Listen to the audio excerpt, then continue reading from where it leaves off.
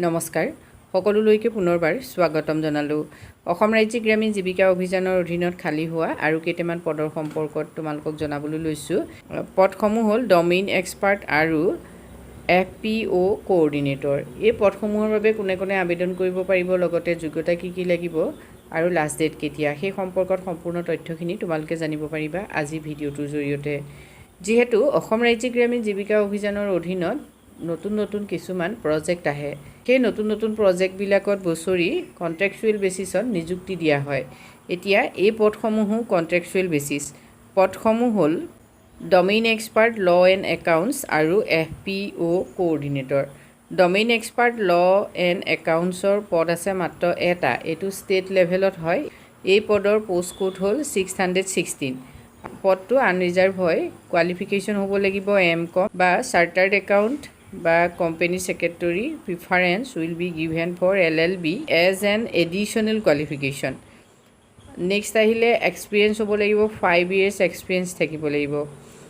3+ years of relevant experience in accounting auditing statutory compliance legal matters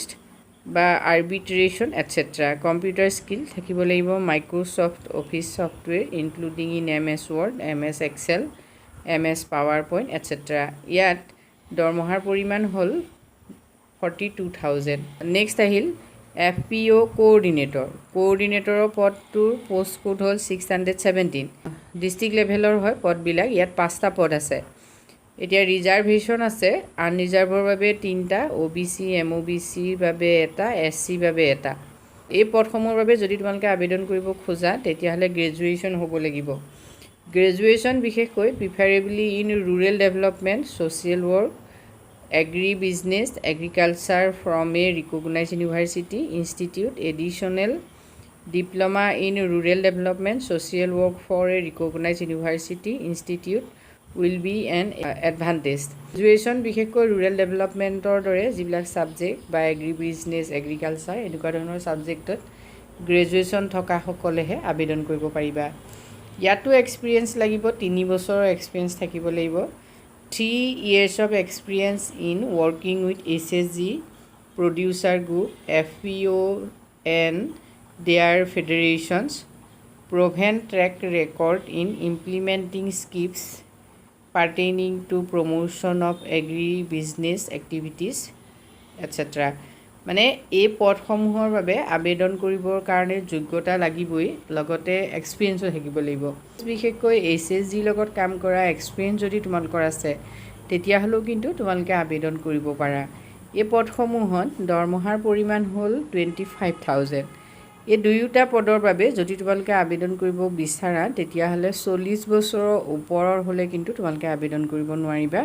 অৰ্থাৎ 40 বছৰ তলৰ সকলো ক্যান্ডিডেটে আবেদন কৰিব পাৰিবা asrlm এটা নতুন প্ৰজেক্ট গ্ৰহণ কৰিছে প্ৰজেক্টটো হ'ল 10K FPO প্ৰগ্ৰাম